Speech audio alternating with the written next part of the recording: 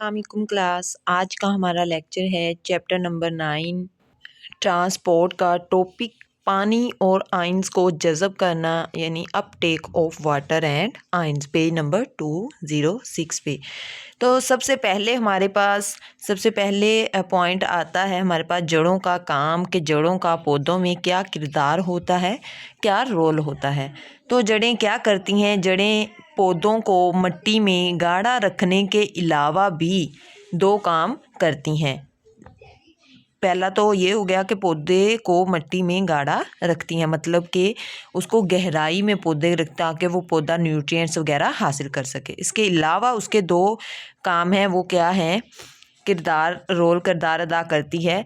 वो मिट्टी से पानी और साल्ट्स को जज़ब करती हैं और वो उन मादों को तने के टिश्यूज़ तक पहुंचाने के लिए कंडक्टिंग टिश्यू फ्राहम करती हैं। अब हम देखते हैं ना, कंडक्टिंग टिश्यू किसे कहते हैं। कंडक्टिंग टिश्यू, जड़ के कंडक्टिंग टिश्यूज़ हमारे पास जाइलम और फ्लोएम होते हैं, जिसके मरकज़ में एक राड नमा अंदरूनी हिस्सा बनाते हैं। और ये राड नमा अंदरूनी हिस्सा क्या करता है? ये राड जड़ की तमाम लंबाई में मौजूद होती है। उसके बाद हम देखते हैं नेक्स्ट के कंडक्टिंग टिश्यू के अंदरूनी और बैरूनी तहों को क्या कहते हैं और उनका क्या किरदार होता है। तो हमारे पास आता है सबसे पहले पेरीसाइकिल। पेरीसाइकिल कहा जाता है उस कंडक्टिंग टिश्यू के बैरूनी तरफ एक बारीक दीवारों वाले सेल्स की एक तंग तह यानी पेरीसाइकिल होती है।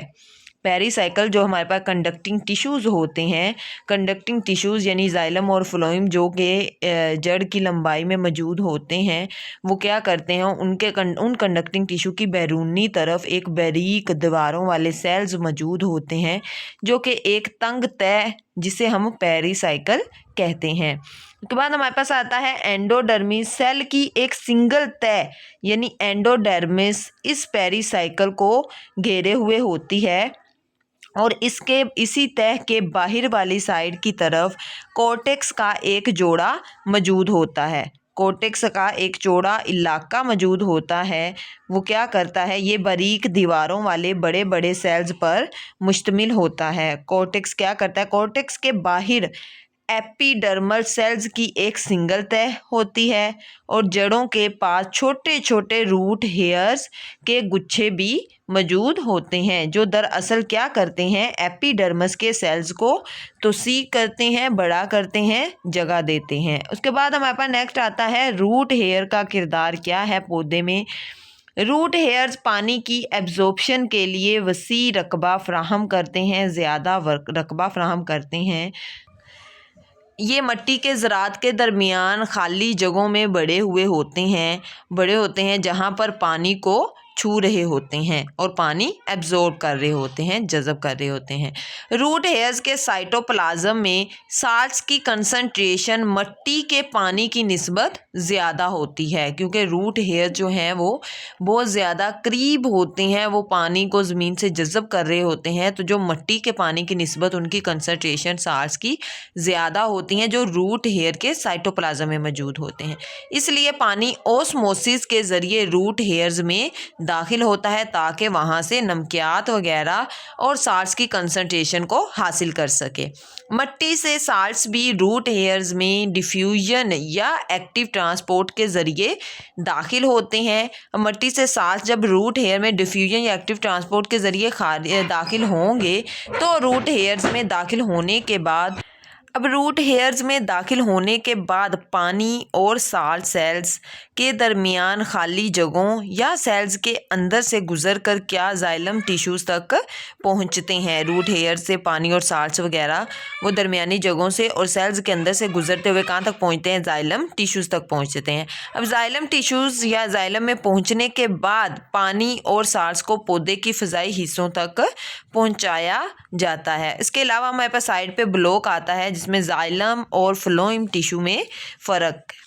जाइलम टिश्यू क्या करते हैं? जाइलम टिश्यू पानी और हलशुदा मादों की जड़ों से फ़ज़ाई हिस्सों की तरफ ट्रांसपोर्ट का ज़िम्मेदार होता है और ये दो किस्म के सेल्स होते हैं, यानी वेसल एलिमेंट्स और ट्रिकेड्स पर मुश्तमिल होता है। उसके अलावा फ्लोएम टिश्यू क्या करते हैं? फ्लोएम टिश्यू हलशुदा ऑर्गेनिक मवाद यानी कि खुराक वगैरह की जिस्म के मुख्तलिफ हिस्सों के दरमियान पहुंचाना या तरसील का जिम्मेदार होता है। जाइलम क्या करते हैं? पानी और हलशुदा मादों को जड़ों से फ़ज़ाई हिस्सों में ट्रांसपोर्ट करते हैं और ये वेजल एलिमेंट्स और ट्रेकेट्स होते हैं। जबकि फ्लोएम टिश्यू क्या करते हैं? ये खुराक को जिस्म के पौधों के जिस्म के मुख्तलिफ हिस्सों में पहुंचाते हैं, जैसा कि ये टिश्यू सीव ट्यूब सेल्स और कंपेनियन सेल्स पर मुश्तमिल होते हैं।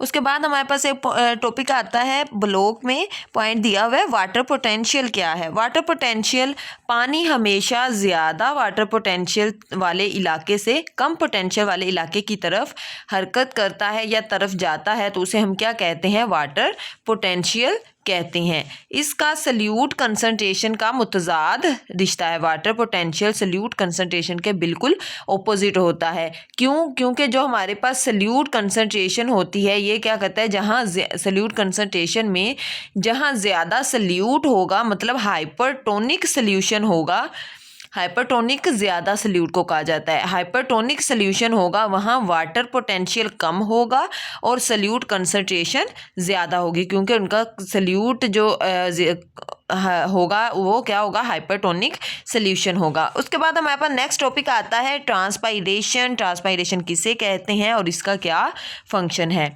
सबसे पहले हम देखते हैं ट्रांसपाइरेशन कहते किसे हैं। ट्रांसपाइरेशन से मुराद पौधे की सतह से पानी का बखारात बनकर निकल जाना हमारे पास क्या कहलाता है? ट्रांसपाइरेशन कहलाता है। पानी का ये अखराज पत्तों के स्टोमेटा के ज़रिए पत्ते की एपिडर्मिस पर मौजूद क्यूटिकल के ज़रिए और चंद पौधों के तनों में मौजूद सुराखों यानी लेंटिसेल्स के ज़रिए होता है। ये लेंटिसेल्स के ज़रिए होगा क्योंकि लेंटिसेल्स में पानी जो मौजूद होता है वो पत्तों के सुराखों के ज़रिए ट्रांसपाइरेशन होती है और पानी आबी बखारात बनकर हवा में शामिल हो जाता है, माहौल में शामिल हो जाता है। उसके बाद एक टाइप आती है ट्रांसपाइरेशन की, स्टोमेटल ट्रांसपाइरेशन। स्टोमेटल ट्रांसपाइरेशन किसे कहते हैं? नाम से ज़ाहिर होता है वो ट्रांसपाइरेशन जो स्टोमेटा के ज़रिए हो। ज़्यादातर ट्रांसपाइरेशन स्टोमेटा के ज़रिए होती है और ये क्या कहलाती है? स्टोमेटल ट्रांसपाइरेशन कहलाती है। पत्ते के मीज़ोफिल, अब ये कंप्लीट प्रोसेस कैसे होता है वो आगे बता रहे हैं। पत्ते के मीज़ोफिल सेल्स पानी के तबख़य्युर के लिए, मतलब तख़य्युर कहा जाता है आबी बखरात में पानी का तब्दील होना के लिए काफ़ी सही रकबा फ्राहम करते हैं। उसके बाद जाइलम सेल्स क्या करते हैं? हमारे पास जाइलम सेल्स से पानी मीज़ोफिल सेल्स में और फिर यहाँ से बाहर आकर ये उनके सेल वॉल्स पर बारीक तह बना देता है। यानी पहले पानी जाइलम सेल्स में जाएगा, जाइलम सेल्स से वो मीज़ोफिल सेल्स में जाएगा और मीज़ोफिल सेल्स में जाकर वो क्या करेगा? बाहर की तरफ एक सेल वॉल बना देगा, बारीक तह बना देगा। इस तह से पानी बखारात बनकर मीज़ोफिल सेल्स के माबैन मौजूद एयर स्पेसिस में आ जाता है। एयर स्पेसिस में आने के बाद इनसे बखारात यानी डिफ्यूजन के ज़रिए स्टोमेटा की तरफ जाते हैं और फिर बाहर की हवा में शामिल हो जाते हैं। अब ये साइड पे ब्लॉक दिया हुआ है पॉइंट ऑफ लर्निंग का। पौधे में दाखिल होने वाले पानी का 90% ट्रांसपाइरेशन के ज़रिए पौधे से निकल जाता है। आज का हमारा लेक्चर यहाँ तक ही था। तो इसके साथ आगे डायग्राम आ रही है, जड़ों से पानी और आयंस का इंजज़ाब। ये डायग्राम दोनों आपका होमवर्क है, ये आपने होमवर्क बनाकर लिखकर शेयर करना है। Thank you so much. जज़ाकल्लाह। अल्लाह हाफिज़। Take care.